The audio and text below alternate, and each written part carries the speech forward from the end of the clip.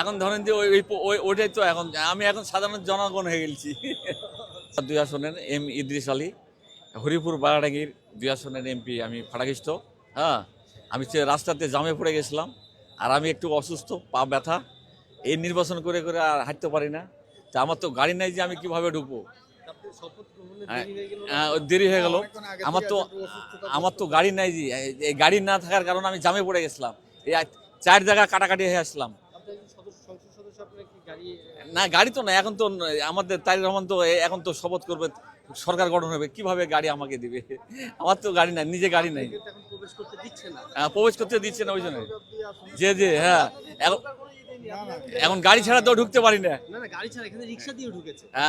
রিক্সা দিয়ে এখন এখানে তো জামে পড়ে গেছিলাম, তো জাম, যে জাম। হ্যাঁ, জি জি। কিন্তু আপনার আপনার যে একটা যে আপনি সংসদ সদস্য, আপনার তো এমন কোনো প্রমাণও নেই হ্যাঁ, আছে। না, এখন এখন ধরেন যে ওইটাই তো এখন আমি এখন সাধারণ জনগণ হয়ে গেছি। আচ্ছা, এখন আমি সাধারণ জনগণ হয়ে গেছি।